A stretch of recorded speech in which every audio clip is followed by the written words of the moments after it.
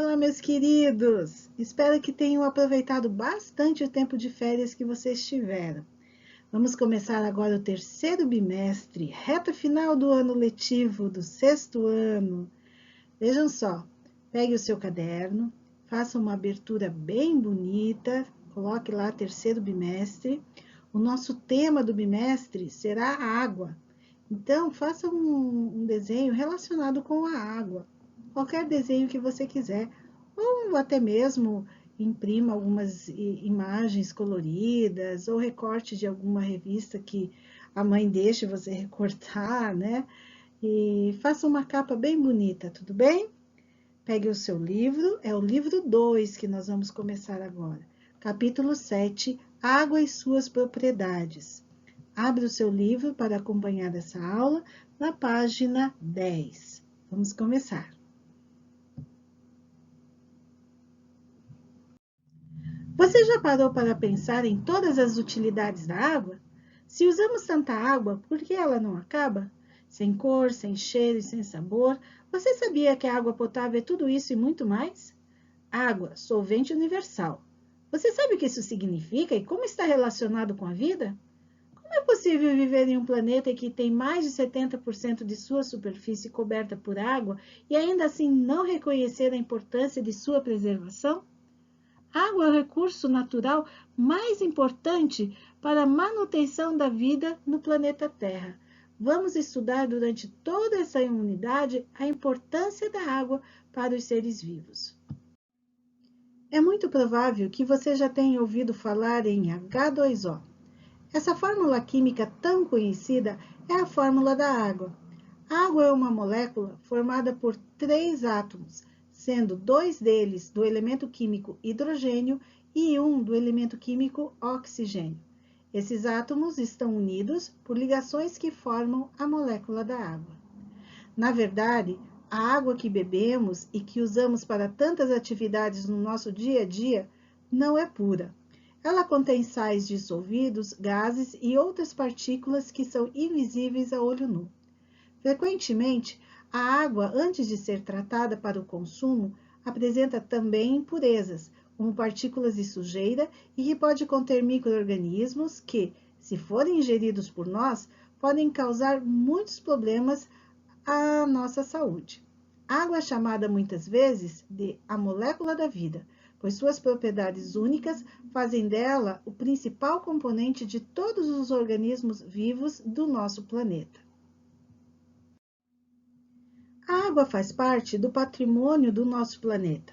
Cada continente, cada povo, cada nação, cada região, cada cidade e cada cidadão é plenamente responsável por ela diante de todos. A água recobre em torno de 71 a 75% da superfície terrestre. A maior parte da água do planeta, aproximadamente 97%, está no mar. A água congelada nos polos soma 2% da água na Terra. Apenas 1% desse recurso é encontrado nos rios, lagos e represas, e também nos lençóis de águas subterrâneas, correspondendo à reserva de água doce de que dispomos. A água está por toda parte, em diversas formas. Podemos encontrá-la nas nuvens, no ar, nos icebergs, no solo e em todos os seres vivos. As moléculas de água podem se organizar de maneiras diferentes, determinando o estado físico em que será encontrada. A água distribui-se em nosso planeta nos 3 estados físicos: sólido, líquido e gasoso. Nossa, professora, onde está a água nesse slide? Água no estado gasoso, ela é invisível. Nós não conseguimos enxergar a água no estado gasoso. Por que a água não acaba? Embora o consumo de água aumente a cada ano, a quantidade de água em nosso planeta mantém-se relativamente constante. Isso ocorre porque existe o ciclo da água na natureza. Vocês já estudaram sobre o ciclo da água e por isso dizemos que a água é um recurso natural renovável. Vamos assistir agora um vídeo sobre o ciclo da água.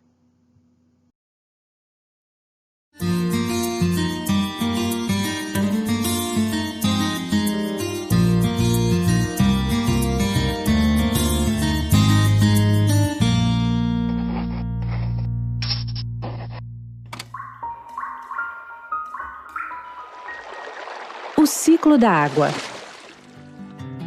A vida, como conhecemos, depende da água. Ela está em cerca de 70% da superfície do planeta e em 70% do volume do corpo humano. Está em toda parte, ligando os continentes e criando condições para a vida. A água está o tempo todo em movimento, sob diferentes formas. O Sol fornece luz e calor ao nosso planeta. Essa energia promove o aquecimento e, assim, acontece a evaporação de parte da água da superfície de rios, lagos e oceanos, das folhagens das plantas e dos corpos de animais e pessoas. O ar úmido é menos denso que o ar seco, por isso sobe, levando as moléculas de água consigo. Livres, leves e soltas pelo ar, elas são carregadas pelos ventos, cada vez mais alto e mais longe. Nas altitudes, começam a se aglutinar, formando gotículas de água. Estas também se agrupam mais e mais, e assim nascem as nuvens. Há um momento em que as gotas se tornam pesadas demais para se sustentar na atmosfera, até que começam a cair. Dependendo das condições do tempo, podem cair como pedras de gelo, o granizo, como cristais, a neve, ou como gotas de chuva. A chuva cai no mar e também na terra firme. Ao atingir um solo permeável, parte da água que se infiltra é absorvida pelas raízes das plantas. Outra parte da água continua escoando o solo adentro, alimentando os lençóis freáticos, dos quais também captamos água para nosso sustento. Os lençóis freáticos podem aflorar na superfície e dar origem a filetes d'água, riachos e rios, formando seu caminho para chegar ao mar. Ao cair sobre as cidades e outros solos com uma capacidade reduzida de absorver a água, ela acaba escorrendo pela superfície, podendo causar grandes enxurradas e inundações, mas também alimentando córregos, ribeirões e rios. O tempo todo, em todo lugar, esse ciclo se repete indefinidamente, alimentado pela energia do Sol. Acesse www.ana.gov.br e conheça a agência que cuida das águas do Brasil.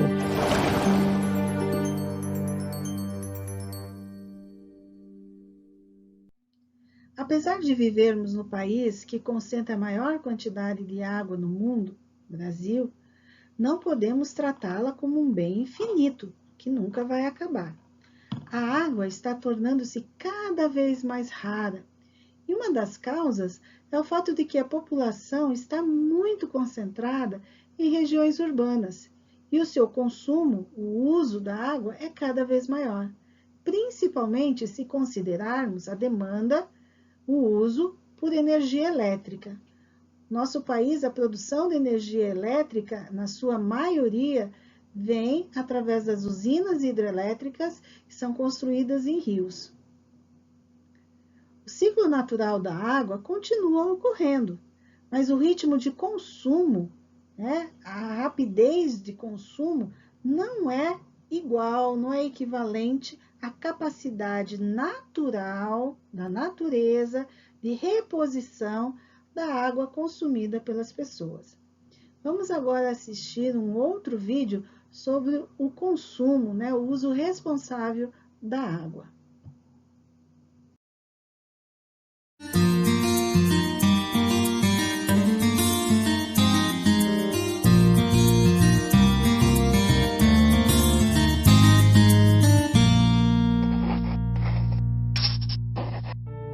Nossa água, saber usar para não faltar. Água de beber, água para comer, água para viver. A água está presente em tudo que a gente faz. Além do uso doméstico, é essencial na agricultura, na criação de animais, como base para milhares de produtos, movimenta indústrias e usinas na produção de energia. E à medida que a população cresce, as cidades aumentam e se desenvolvem, e a demanda por água aumenta todo dia. Mas temos água suficiente para atender essa demanda crescente? Vários estudos apontam que, se continuarmos no ritmo atual de uso, muito em breve podemos enfrentar uma grande crise de abastecimento no mundo todo. Aqui no Brasil, em muitos lugares, inclusive onde a água é aparentemente abundante, já começou a faltar. É sério, a água é um recurso limitado. É preciso cuidar bem dela para que não falte. E uma das maneiras de cuidar bem da nossa água é usá-la de forma racional. A primeira ação é simples: detectar e combater o desperdício. Muitas vezes não percebemos, mas em praticamente todas as formas de uso de água acaba acontecendo algum desperdício. Os motivos podem ser muitos: falta de cuidado ao usar a água, equipamentos ultrapassados e pouco eficientes, ou vazamentos e falta de manutenção em redes e encanamentos, entre outros. E todos, do menor ao maior usuário da água, podem e devem dar uma parcela de contribuição. Os exemplos de como combater o desperdício na nossa casa, todo mundo já sabe. Fechar a torneira enquanto escova os dentes, esfrega as mãos, esfrega o rosto, faz a barba e só abrir para enxaguar. Tomar banhos mais rápidos e com o registro fechado enquanto se ensaboa. Usar a máquina de lavar roupa com quantidade completa de roupas e reutilizar a água do enxágue para outros usos. Não usar mangueira, limpar calçadas somente com vassoura e regar plantas com regadores. Evitar lavar o carro com frequência e, ao invés de mangueira, use um balde. Uma lavagem que consumiria mais de 200 litros pode ser feita com 40.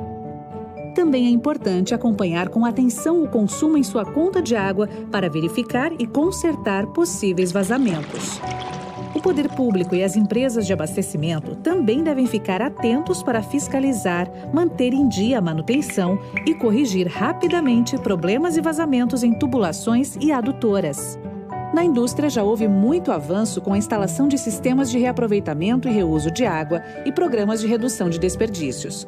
Mas ainda pode melhorar muito, inclusive com a busca por cada vez mais eficiência do uso da água na produção.